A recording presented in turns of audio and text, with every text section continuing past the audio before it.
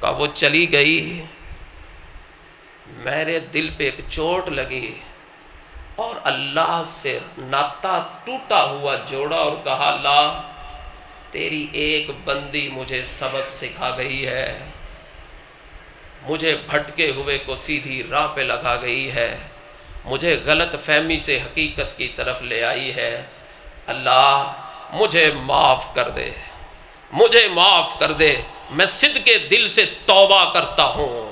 ابھی یہاں دیکھیں یہ گناہگار ہے وقت کا، تنہائی کے چند لمحات کو پاک کیا، اور ادھر رب کی طرف سے فیصلہ تھا کہ ملک الموت کو حکم تھا کہ آج کی رات ہی کفل کی روح قبض کرنی ہے،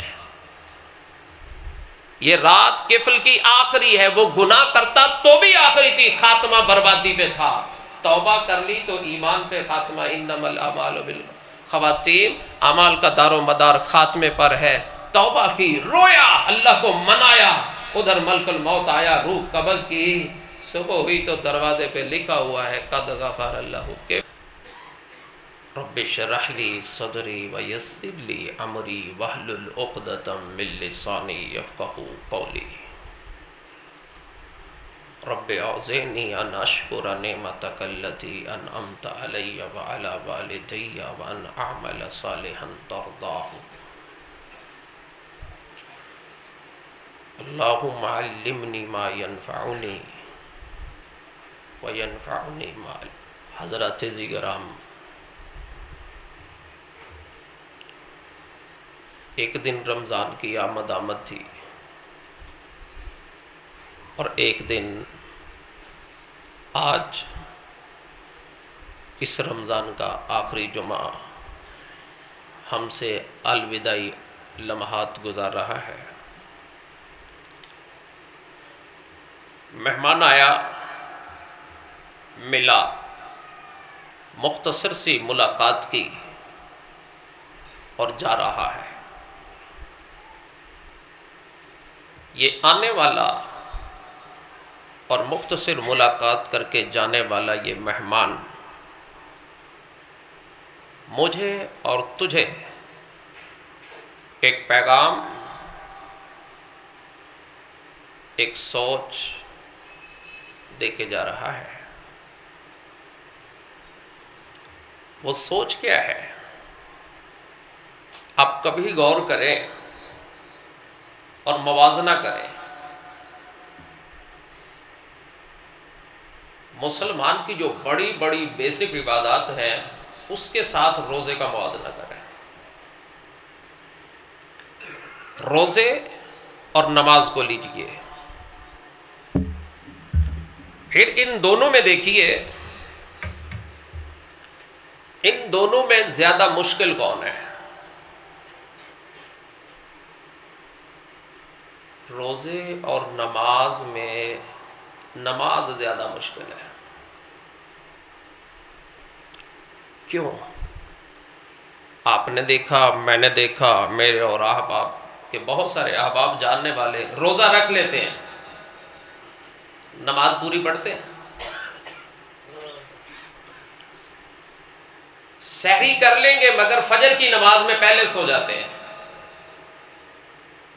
سحری کریں گے، فجر پڑھ لیں گے، فجر پڑھ کے سوئیں گے، ظہر جاتی رہے گی، عصر لیٹ اٹھیں گے، 5-6 بجے کے لگ بھگ ظہر اور عصر اکٹھی پڑھ کے شام کر کے افطاری کر دی، روزہ ہو گیا۔ گویا کہ جب آپ موازنہ کریں نماز کا اور روزے کا، میری عقل و شعور کے مطابق، میری سوجھ بوجھ کے مطابق، میرے فہم و فراست کے مطابق نماز روزے سے زیادہ مشکل ہے۔ اگر موازنہ کریں آپ حج اور روزے کا، روزے کی نسبت حج کئی گنا زیادہ مشکل ہے۔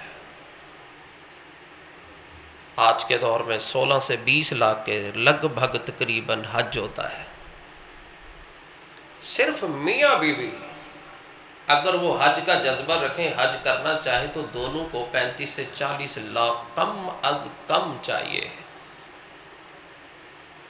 عام آدمی کے پاس تو پوری زندگی میں 35-40 لاکھ جڑتا ہی نہیں، اس نے کبھی دیکھا ہوتا ہی نہیں، پوری زندگی پیسے بچا بچا کے 60-70-50 سال کی عمر میں جا کے بڑی بات ہوگی اگر وہ میاں بیوی اکٹھے جا کے حج کرائیں۔ پھر اتنی مالی مقدار کے اندر، اتنی بھاری مقدار کے اندر پیسہ خرچ کرنا ہر بندے کے جگرے کی بات نہیں ہے۔ تو روزہ اور حج میں، حج روزے سے زیادہ مشکل ہے۔ زکوٰۃ دیکھ لیں اور روزے کو دیکھ لیں، زکوٰۃ دینا بڑا مشکل ہے۔ میرے پاس ایک صاحب تھے، سرکل روڈ کے شیخ تھے، ترجمے کی کلاس پہ بیٹھا کرتے تھے۔ تھوڑا سا لاس ہو گیا، ایک کراچی کی ان کا فیملی بھانجا تھا، 1 کروڑ روپے کا اس نے نقصان کر دیا، لاہور میں تھا 1 کروڑ کا اس نے کر دیا، جنگ میں تھا 35-40 لاکھ کا اس نے کر دیا۔ کوئی آج سے 2007-8 کی بات ہے، اس وقت 2.5-3 کروڑ کی بڑی رقم اہمیت ہوتی ہے۔ مجھے کہنے لگا حضرت میری اس طرح اتنی رقم میرے اپنوں نے مار دی ہے اور میرے پاس باقی صرف 65 لاکھ تقریباً بچا ہے، کیا میں اس پہ زکوٰۃ دوں گا؟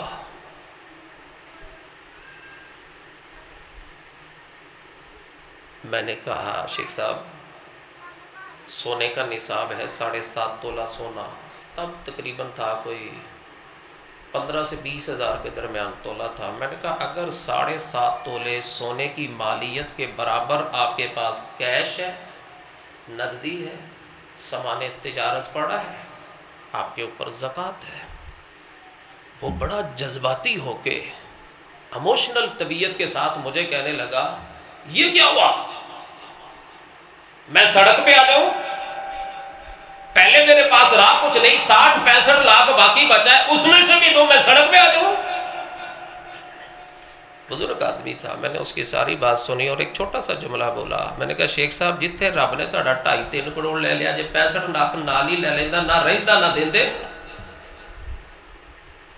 اس وقت تو نہیں، لیکن بعد میں کہنے لگا بچے تیرے اس جملے نے مجھے بڑا حوصلہ دیا ہے، اور پھر وہ پراپر زکوٰۃ دیا کرتا تھا۔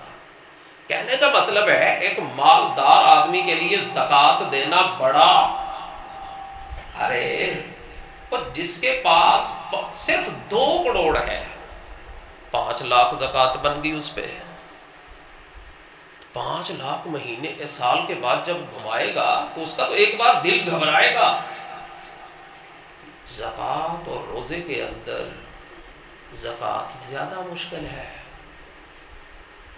صدقہ خیرات سارا آپ موازنہ کر لیں، ہر عبادت روزے سے زیادہ مشکل نظر آئے گی۔ تبلیغ دیکھ لیں، انبیاء کا چیپا ہے، علماء کی ذمہ داری ہے۔ پتہ ہے تبلیغ میں سمجھتا ہوں بڑی مشکل ہے۔ آپ کسی کو دعوت دیتے ہیں، کسی کا دروازہ کھٹکھٹاتے ہیں، دیکھیں اللہ جزائے خیر دے بھائی عمران کو، باقی احباب کو، آپ کو پوری سہولت پرووائڈ کرتے ہیں، مسجد بنا کے دی، سہولیات دی، پورا ماحول دیا، اسی لگا کے دیے، سحری افطاری کا اہتمام کر کے دیا، بہترین اپنی طرف سے جتنا اچھا مقرر خطیب عالم سکالر ان سے ہو سکتا ہے وہ آپ کو پرووائڈ کرتے ہیں۔ صرف کیا کر رہے ہیں، آپ نے سننا ہے۔ مگر پھر بھی بڑے لوگ آپ کو بات سناتے ہوں گے، آپ میں یہ فالٹ ہے، یہ خامی ہے، یہ برائی ہے، پائیے اس طرح، پائیے اس طرح۔ تبلیغ کے اندر، دعوت کے اندر بہت بڑی رکاوٹ آتی ہے، تنقید آپ پہ سب سے زیادہ ہوتی ہے، اور تنقید برداشت کرنا سب سے مشکل ہے۔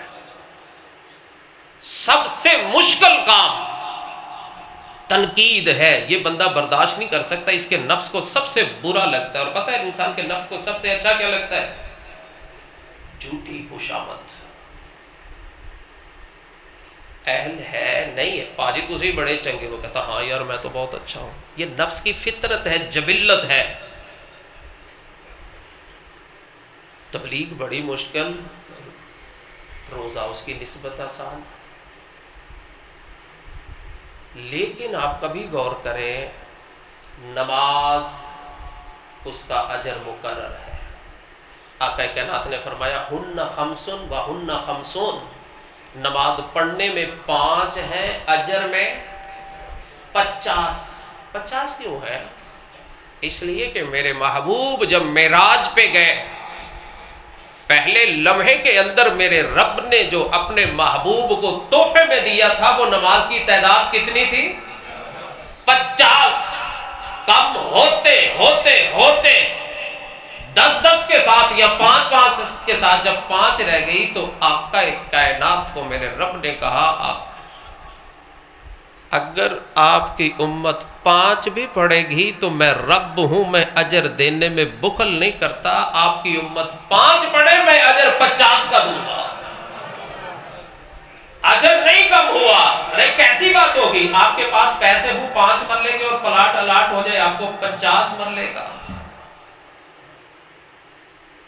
کیا خوشی کی کیفیت ہوگی کہ پیسے جیب میں 5 مرلے کے اور پلاٹ مل جائے 50 مرلے کا، نمازیں پڑھے 5 اجر ملے 50 کا، 50 کو بھی میرا رب بڑھا دے۔ فرمایا جب یہ آ کے پڑھے نماز با جماعت، اس کو ملٹی پلائی کرو 27 گنا سے، جب یہ پڑھے امام کے پیچھے پہلی صف میں، اس کا ثواب اتنا لکھو، جب یہ دور سے چل کے آئے اس کا ثواب اتنا لکھو، یہ سب سے پہلے آ کے مسجد میں انتظار میں بیٹھے اس کا اجر اتنا لکھو۔ گویا کہ نماز کی ہر کیفیت کا اجر لکھا گیا۔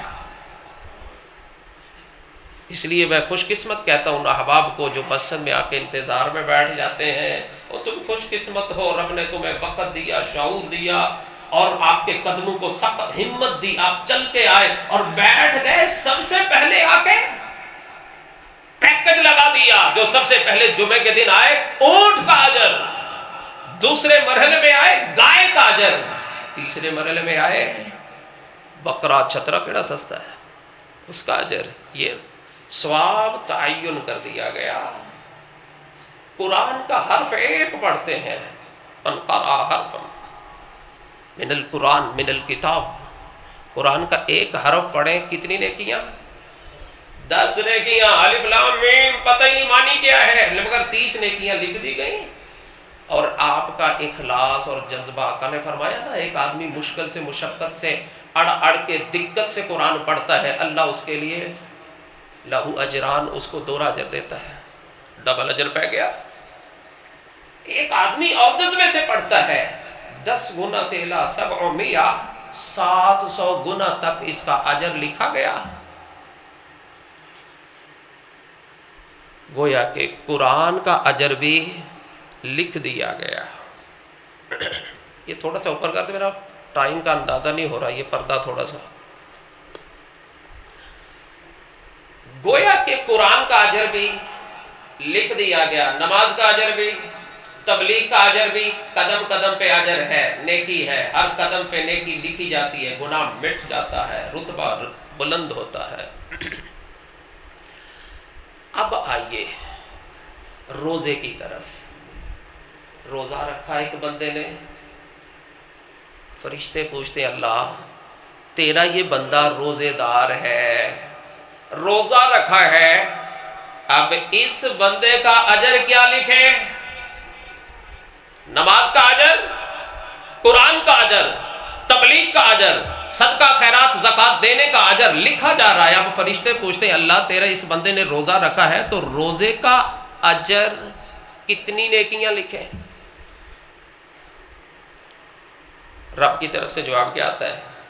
فرشتوں کو حکم ہوتا ہے الصوم لی وانا اجزی بہ، فرشتوں روزہ میرے لیے، جزا میں دوں گا، بس تم یہ لکھ دو کہ میرا فلاں بندہ روزے سے ہے، بس یہ تم لکھ دو، اور قیامت کے دن جو میرا جی چاہے گا میں اپنے بندے روزے دار کو اس کا اجر عطا کروں گا۔ اب یہاں ایک بہت بڑی بات ہے کہ الصوم لی وانا اجزی بہ، اللہ کہتے ہیں روزہ میرے لیے، اجر میں دوں گا۔ قل ان صلاتی و نسکی و محیای و مماتی للہ رب العالمین، نماز بھی اللہ کے لیے، جینا مرنا بھی اللہ کے لیے، قربانی بھی اللہ کے لیے، سب کچھ اللہ کے لیے. لیکن اللہ یہاں کہہ رہے ہیں الصوم لی، روزہ میرے لیے بندے نہیں رکھا، میں اس کا اجر دوں گا. دو خوشیاں اس کو بڑی ہوتی ہیں جب روزہ افطار کرتا ہے، وہی چھوٹی خوشی ہے دنیا کی، اور بڑی خوشی جب قیامت کے دن اللہ اس کو اس کا اجر عطا کریں گے. وجہ، لاجک، حکمت اس روزے کے اندر کیا ہے جو باقی باتوں میں اس میں نمایاں ہے، مجھے اپنے عقل و شعور کے ساتھ جو نظر آتا ہے وہ نمایاں روزے کے اندر جو حکمت ہے وہ باقی کسی اور عبادت کے اندر اس طرح کی حکمت نہیں ہے. وہ حکمت کیا ہے، وہ لاجک کیا ہے، رب سکھانا کیا چاہتا ہے، روزہ تربیت کیا کرنا چاہتا ہے. روزہ میری اور آپ کی تنہائی کو پاک کرنا چاہتا ہے، تنہائی پاک کرنا چاہتا ہے. جب تنہائی پاک ہو جائے، تربیت دیکھے روزے میں کیسی ہے. پانی نہیں پیا گیا صبح، طبیعت ٹھیک نہیں تھی، پیاس، کھایا نہیں گیا، بھوک، پچھلا ٹائم ہوا، لب بار بار خشک ہو رہے ہیں، حلق خشک ہو رہا ہے، زبان، خاص طور پہ شوگر کا آدمی بڑی ہمت ہوتی ہے اگر وہ روزہ رکھ لے. اب اس کا حلق خشک ہے، زبان خشک ہے، کلی کرتا ہے، بار بار منہ میں پانی ڈال کے کلی کرتا ہے، وضو کرتا ہے. اب یہ موقع نہیں ہے کہ وہ وضو کرتے ہوئے 2-4 چلو منہ میں ڈال جائے. بھائی گھبراہٹ ہو رہی ہے، غسل خانے میں نہانے چلا گیا، پانی سر پہ بالوں سے تر ہوتا ہوا ہونٹوں کو چھوتا ہوا آ جا رہا ہے، لیکن یہ لبوں سے اندر کیوں نہیں جانے دے رہا. کہتا ہے واش روم میں ہوں، چھپا ہوا ہوں، کوئی نہیں دیکھ رہا، مگر یہاں بھی میرا رب دیکھ رہا ہے. ٹھنڈا پانی ہے، میٹھا پانی ہے، حلق سے نیچے نہیں اترنے دے رہا. کیوں؟ کہتا ہے میرا رب دیکھ رہا ہے. اللہ کی قسم جب روزہ یہ میری تیری تربیت کر جائے، میرے تیرے باطن کو اتنا نکھار کے چلا جائے گا. جب بندے کا باطن خوبصورت ہو گیا تو ظاہر خود بخود خوبصورت ہو جاتا ہے. روزہ باطن نکھارتا ہے، روزہ میرے تیری تنہائی کو صاف کرتا ہے. کہ اے بندے اب کیوں نہیں گناہ کرتا؟ یہی گناہ پورے سال میں کرتا ہے، اب کہتا ہے میں روزے سے ہوں تو کر لے گناہ. کہتا نہیں، اب شراب پیوں گا تو میرا رب دیکھ رہا ہے. وہی رب پہلے بھی دیکھ رہا ہے لیکن اب تربیت ہو رہی ہے. گناہ نگاہ اٹھتی ہے، جلدی سے نیچے کرتا ہے. کیوں؟ کہتا روزے سے ہوں، میری نگاہ کا راز تو میرا رب جان رہا ہے. یہ کانوں سے سونگ نہیں سنتا، گانا نہیں سنتا. بھائی سن لے. کہتا نہیں یار میں روزے سے ہوں. روزہ وہ کمال عبادت ہے جو سال کے بعد آ کے 29-30 دن میں وہ تربیت کر جاتا ہے کہ اگلے 11 ماہ ہم اسی طرح گزار دیتے ہیں. اور پتہ ہے گھر کتنا بڑا عالی شان عمدہ باہر سے بڑا اچھا بنایا ہو، رقم اس کی متعین کی ہو، انسان باہر سے دیکھ کے اس کی رقم لگا دے گا؟ کہے گا نہیں بھائی پہلے میں نے اندروں دکھا. آپ باہر جتنا اچھا ماربل لگا دیں، جتنی اچھی خوبصورت بنا دیں، ٹف ٹائل لگا دیں، لوکیشن اچھی بنا دیں، آدھے پیسے آپ اس کے گیٹ پہ لگا دیں، لیکن کوئی بھی باہر دیکھ کے اس مکان کی قیمت اور رقم نہیں لگائے گا. کہے گا بھائی میں نے اندروں دکھا. جب وہ اندر سے دیکھے گا اور اندر سے خستہ، پرانا، ہلکا، وہ باہر کا حسن نہیں دیکھے گا، متاثر نہیں ہوگا. کہے گا بھائی میں نہیں پسند آیا. باہر ہور تے اندر اور خریدے گا کوئی. اس کے مقابلے میں دوسرا گھر ہے، باہر کی دیوار سادہ، گیٹ بھی سادہ، مگر جب اس گیٹ سے انٹری اندر ہوتی ہے تو اندر کی ہر چیز اتنی خوبصورت ہے، اتنی پیاری سجائی ہوئی ہے. اب انسان باہر دیکھ کے بھاگے گا نہیں بلکہ اندر کو دیکھ کے کہے گا یار گھر اندروں بڑا پیارا مل لیتے یار. بے عین ہی میری اور تیری قیمت دنیا نہیں. دنیا تو دھوکہ ہے، دنیا تو ایک لباس ہے. کبھی دیکھیں ایک مذہبی آدمی ہوتا ہے، عالم ہوتا ہے، سکالر ہوتا ہے، اس کا ایک حلیہ ہے، گیٹ اپ ہے، وہ ایک شلوار قمیض پہنے گا، جبہ پہنے گا، سر پہ ٹوپی یا امامہ پہنے گا، رومال رکھ لے گا۔ ایک وکیل ہے، کالا کوٹ پہن لے گا، اچھی پینٹ لگا لے گا۔ ایک ڈاکٹر ہے، وہ اوپر ایک وائٹ رنگ کی ایک شرٹ پہن لے گا۔ گویا کہ یہ دنیا کے اندر بس ہوسٹس ہے، ایئر ہوسٹس ہے، ان کے ایک لباس ہے، مگر یہ ظاہری لباس ہے۔ میرا اور آپ کا بھی یہ ظاہری لباس ہے، اس کے نمبر تب لگیں گے جب باطن اچھا ہوا۔ اور باطن کو صرف کون جانتا ہے؟ رب جانتا ہے، رب جانتا ہے۔ جس کا باطن اچھا ہو گیا، ساری دنیا اسے جو مرضی کہتی پھرے، اس سے کوئی فرق نہیں پڑتا۔ اور رب روزے کے ذریعے باطن کو صحیح کرنا چاہتا ہے۔ فرمان نبوی ہے، سنیے، ہلا دینے والا، انسان کو پریشان کر دینے والا فرمان ہے آقا کا۔ آقا فرماتے ہیں لَعَلَمَنَّ أَقْوَامًا مِّنْ أُمَّتِي يَأْتُونَ يَوْمَ الْقِيَامَةِ بِحَسَنَاتٍ أَمْثَالِ جِبَالِ تِهَامَّةَ بِيضًا۔ میں ایسے لوگوں کو جان لوں گا، پہچان لوں گا، میرے سامنے ایسے لوگ لائے جائیں گے جو قیامت کے دن جب اللہ کے حضور پیش ہوں گے، سنیے آگے، بِحَسَنَاتٍ أَمْثَالِ جِبَالِ تِهَامَّةَ بِيضًا، تہامہ پہاڑ کی طرح، اس کی چمک کی طرح بڑی بڑی نیکیاں لے کے آئیں گے۔ چھوٹی نیکی کرنی بڑی مشکل ہے، تو پہاڑ جیسی عبادت، اس میں قیام ہے، صیام ہے، باقی عبادات ہیں، روزے ہیں، صدقے ہیں، بڑی بڑی اس کی نیکیوں کے پہاڑ بنے ہوں گے۔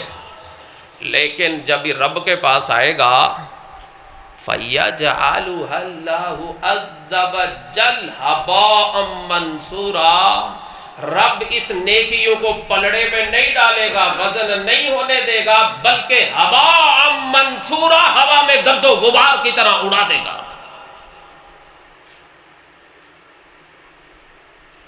ساری زندگی کی نیکیاں پہاڑ جیسی، اور رب ان کو وزن کے لیے بھی تیار۔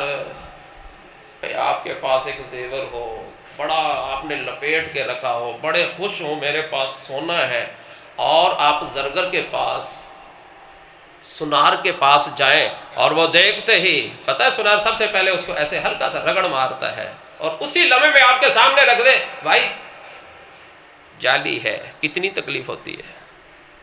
اور عمر بھر کے عمل، اور عمل بھی پہاڑ جیسے، اور رب ان کو ترازو میں نہیں ڈال رہا بلکہ ہوا میں بکھیر دے گا۔ حضرت ثوبان رضی اللہ تعالی عنہ پاس ہے، گھبرائے، پریشان ہوئے، نیکیاں ہم بھی کرتے ہیں، ہم بھی چاہتے ہیں ہماری نیکیاں پہاڑ جیسی ہوں، مگر یہ کیا کہ اللہ ہواؤں میں بکھیر دے گا۔ آقا سے کہا یا رسول اللہ صفہم لنا وجلہم لنا، اللہ کے رسول ان کی نشانی بتا دیں، برائی بتا دیں، آگاہی کر دیں، ایسا نہ ہو کہ لاشعوری میں ہم بھی ان میں سے ہوں اور ہمیں پتہ نہ ہو۔ یہ سب سے مشکل ہے اپنے آپ کا حساب لینا۔ اور حضرت ثوبان کیا کہہ رہے ہیں، کہیں ایسا نہ ہو کہ میں بھی ان میں سے ہوں۔ اب محبوب کائنات کا جواب سنیے، محبوب کائنات علیہ الصلوۃ والسلام جواب کیا دیتے ہیں۔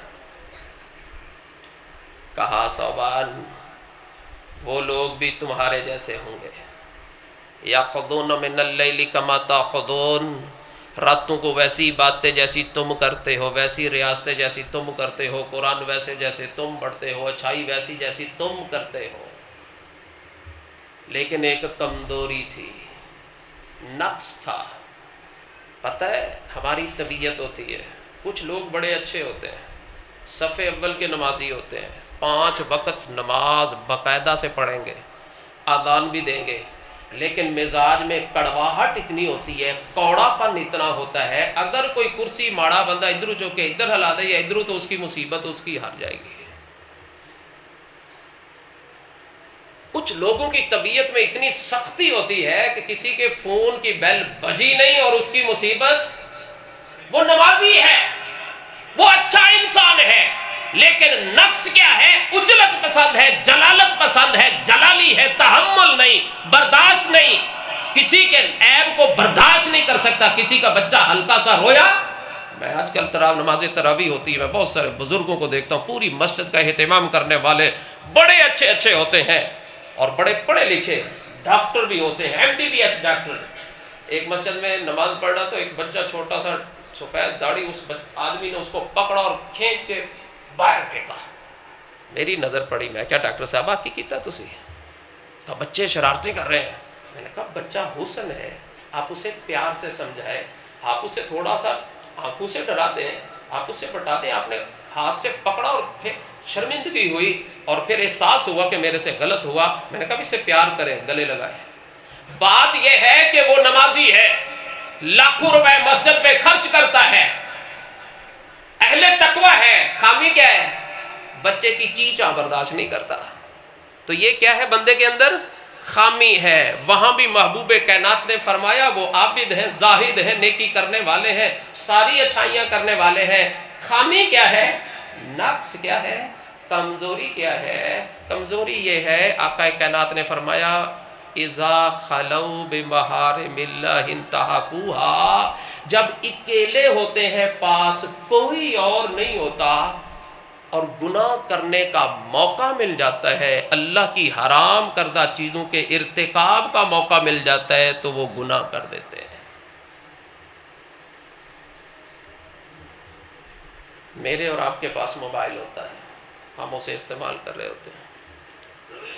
جب مجھے پتہ ہے میرے دائیں بائیں 2 4 5 لوگ بیٹھے ہیں تو میں انگلی مارتے بھی دھیان رکھتا ہوں، کچھ ایسا نہ آ جائے، کچھ ایسا دیکھوں نہ، ساتھ والے کی نظر نہ پڑے یہ کیا کہے گا. اور جب میرے آس پاس کوئی نہیں ہوتا، یہ میری انگلی اور یہ میری آنکھ اور یہ میرے کان، 3 چیزیں ہیں.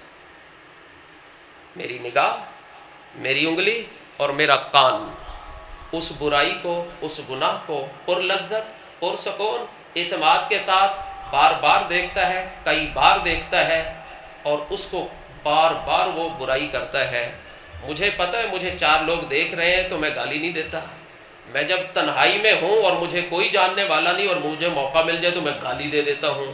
یہ ہے کہ جب بندے کو اکیلے میں گناہ کا موقع مل جاتا ہے تو آقا فرماتے ہیں ہے یہ نیک، ہے یہ اچھا، لیکن جب تنہائی ہوتی ہے تو تنہائی نہیں بچا سکا.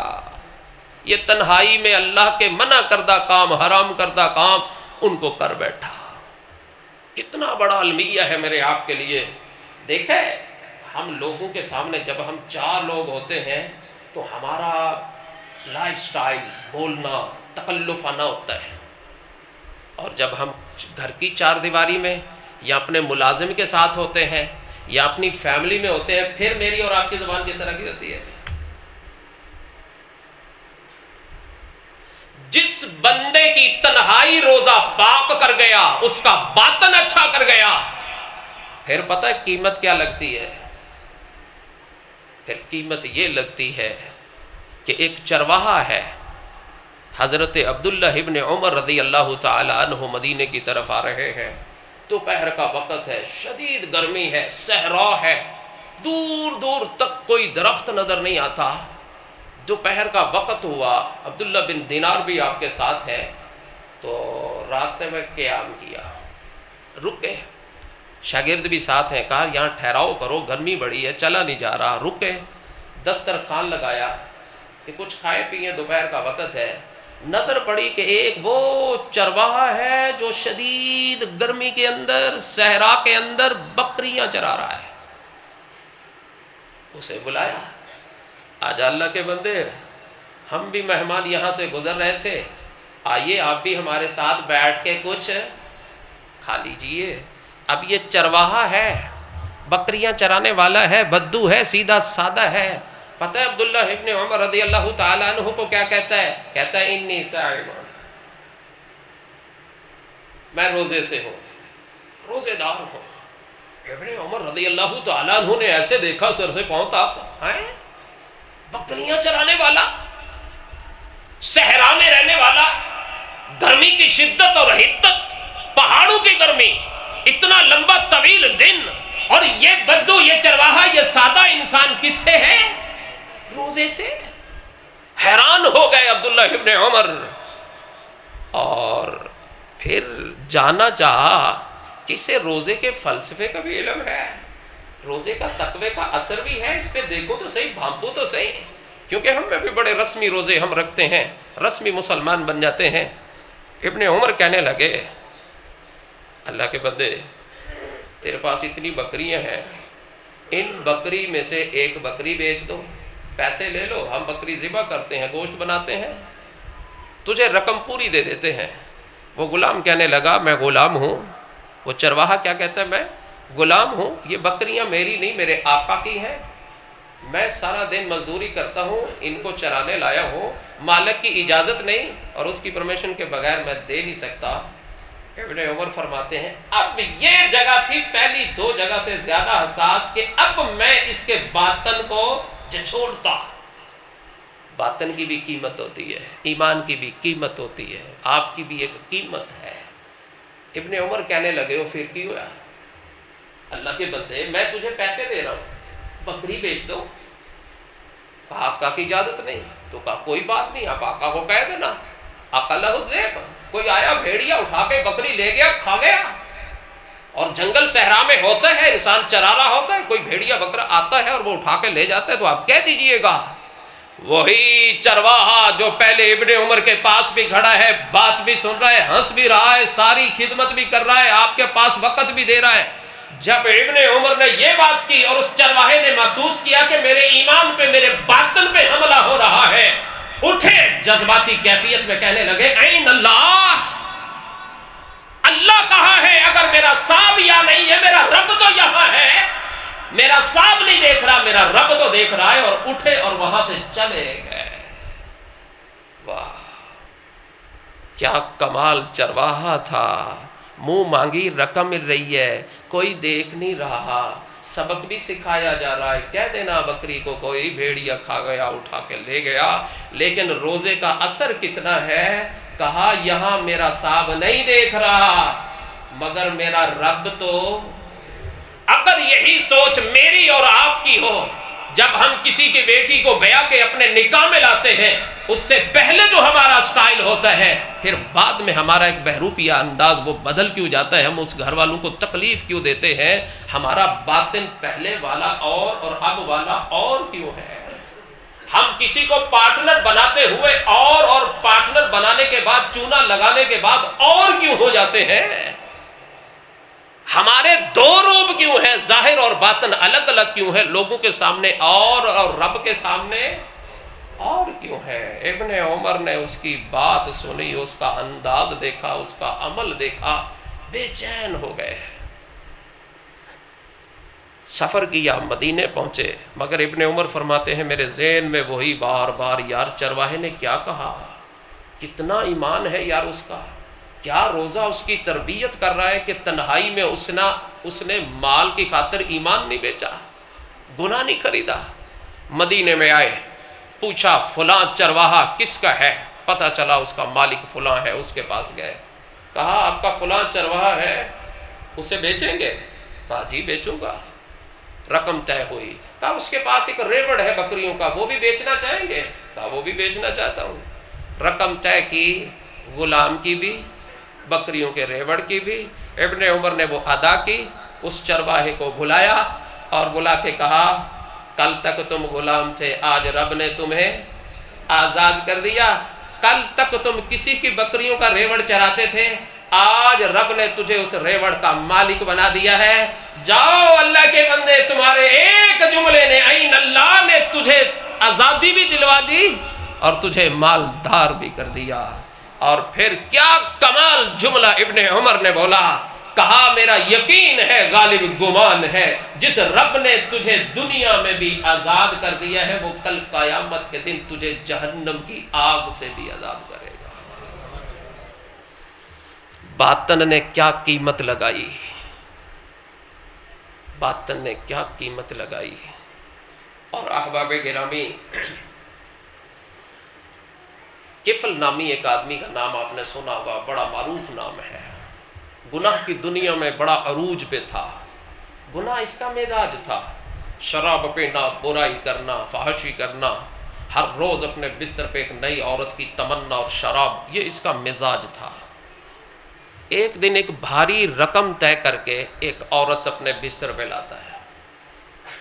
جب گناہ کرنے کے لیے قریب ہوتا ہے تو وہ عورت جسم کانپ رہا ہے،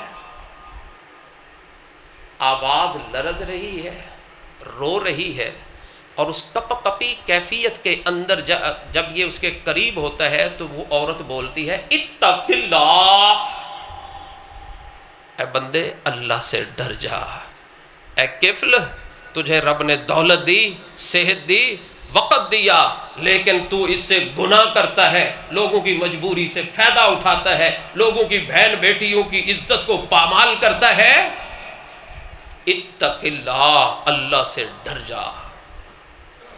کفل کہتا ہے میں تمہیں رضامندی سے لایا ہوں، تم اپنی رضامندی سے آئی ہو، مجبوراً تو نہیں لایا۔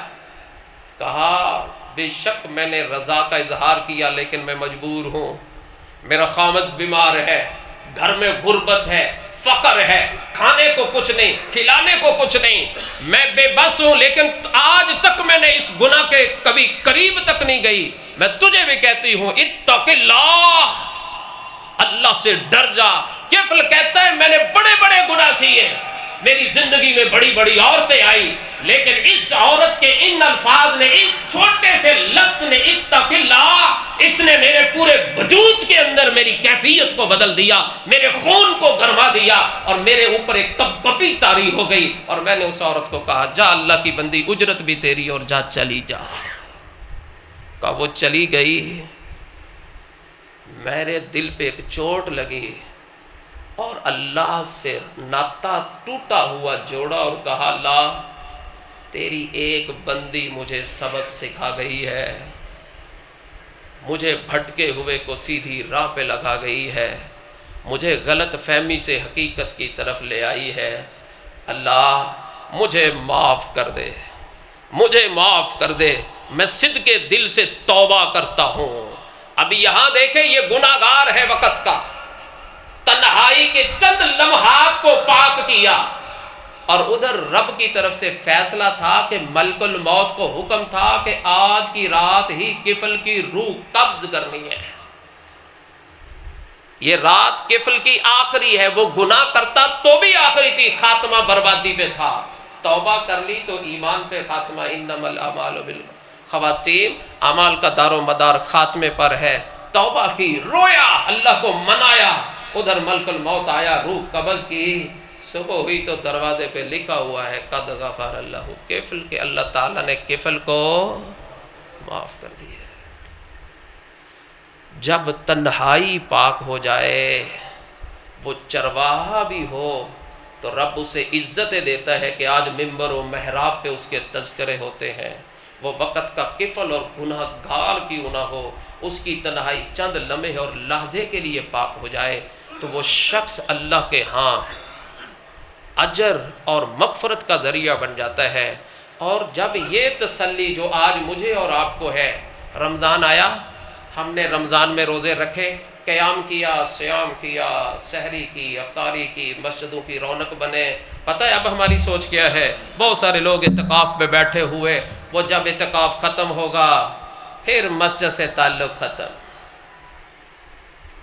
گئی وہ مسجد، وہ امام سے دوستی، وہ خطیب سے دوستی، وہ مسجد کی انتظامیہ سے دوستی، پھر وہ روٹھے پن میں، ادھورے پن میں، اجنبی کیفیت میں ہم پھر مسجد کو چھوڑ دیں گے، نہ اذان کا پتہ، نہ وقت کا پتہ، نہ مسجد کی رونق کا پتہ، نہ جمعے کا پتہ، مان کیا ہے؟ پورا مہینہ عبادت کی ہے، اب خیر ہے، اللہ نے پچھلے گناہ معاف کر دیے، جو نئے ہوں گے اگلے سال معاف کرا لیں گے۔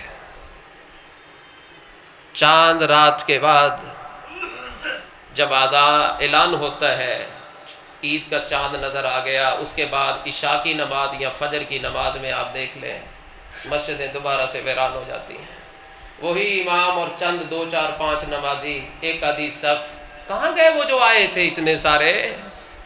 وہ اس امید پہ اللہ کے گھر سے روح بھاگ گئے، اگلے سال آئیں گے، دوبارہ سے آئیں گے۔ پہلے یہ بتائیے آپ کو گارنٹی ہے کہ زندگی دوبارہ ساتھ دے گی؟ آئیے ایک چھوٹا سا واقعہ سنا کے اپنے جمعے کا اختتام کرتا ہوں۔ صالح المؤذن ایک نوجوان تھا، 18 سال اس نے اذان کہی، 18 سال. اور میرے محبوب کا فرمان ہے جس نے 12 سال اذان کہہ دی اللہ اس کو جہنم سے آزاد کر دیتا ہے. قیامت کے دن مؤذن کی گردن سب میں اونچی ہوگی. یہ مؤذن کا رتبہ ہے. 18 سال اذان کہی. ایک دن کیا ہوتا ہے، گھر کی چھت پہ چڑھتا ہے، تنہائی نہیں بچا سکا، سامنے گھر والے گھر میں نگاہ پڑتی ہے، ایک نوجوان لڑکی نظر آتی ہے، اس سے مائل ہوتا ہے، مانوس ہوتا ہے، مسجد سے ذرا ذرا دور ہوتا ہے، گناہ کے ذرا ذرا قریب ہوتا ہے، محبتیں بڑھتی ہیں، قربتیں بڑھتی ہیں، جذبات کا احساس کا اظہار کرتا ہے اور اسے کہتا ہے میں تیرے سے نکاح کرنا چاہتا ہوں. وہ لڑکی کہتی ہے میں عیسائی ہوں تم مسلمان ہو. عیسائی کا مسلمان سے نکاح نہیں ہوتا. کہنے لگا تو کوئی بات نہیں، آپ مسلمان ہو جاؤ.